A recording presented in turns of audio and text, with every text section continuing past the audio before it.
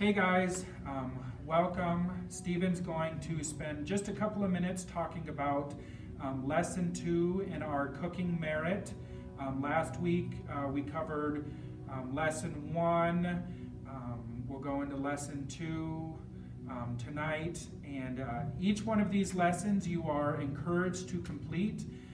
Both the boys and girls will be given their medals based on the completion of this merit when we meet again, whenever that may be. If you have any questions along the way, feel free to reach out to myself or Stephen, and we can get those answered. So I'll just kind of let Stephen discuss lesson 2 here, and we'll go from there. Thank you, Danny. So if you did not watch the video last week, we had the Bible study and this program feature combined, so we're splitting that. And I just wanted to briefly discuss what we're doing for the cooking.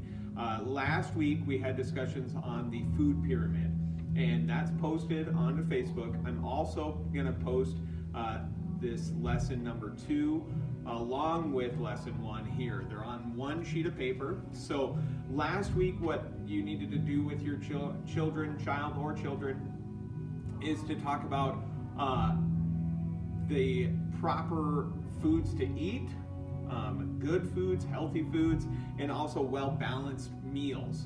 And what your kids are going to decide is they need to pick 3 meals that you're going to help them cook by the time this is all over: a breakfast, a lunch, and a dinner.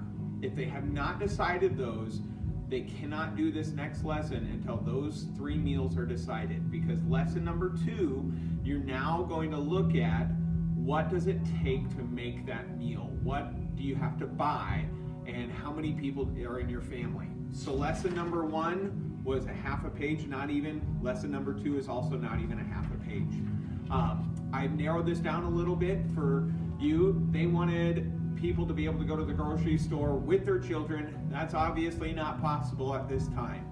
But what you can do is you can, the costs of foods around what they are, what's available right now. You could also pull up an ad for our local grocery store or anything like that, and you can also pull up some foods out of your cupboards. A couple of things that you're going to determine during this, there's 3 things. You're going to look at the package size and quantity of food that can be prepared per thing for that meal.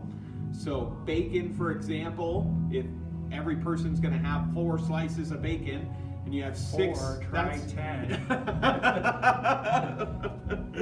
And you got 6 people in your family, that's 24 slices of bacon. Dad eats bacon and kids get no bacon. So you have to help discuss with your child what it would require that they would have enough bacon for your family, how many packages or a large package, what you're going to do, or maybe cutting down portion size for daddy. And then number 2, you're going to make the total cost of all the food that you would need to purchase for those meals. Now you can decide, do you want to do it 1 meal at a time? Do you want to do a whole grocery list for that day? It's up to you. We're leaving that in your hands, but just have that discussion with your child so that they can understand food costs money. There's a cost to it, or there's a time value to it, maybe growing your own food too. And then the third thing is just breaking that into a cost per person. This is really good for talking about budgets, for talking about food. I mentioned last week, steak and shrimp isn't always an option every week. Maybe you want to do that for a fun thing during this time, but you don't have to. But that is all that you're going to be doing this week. So if you did not talk about a well-balanced diet, well-balanced meals last week, and the food pyramid, and what meals they wanted to cook, you need to have that discussion with your children, and then start planning the costs, and then we'll go from there in next week. And that's it. That's what they got to do. Again, it's just 1 page for this last 2 lessons. I'm excited about this. Thank you for your input in wanting to participate. Parents that have posted and let us know. Keep it up. You're doing great. Anything that we can do to help, we're here. Danny and I both want to help in any capacity that we can. So thank you. Have a wonderful night. God bless. Thanks, guys.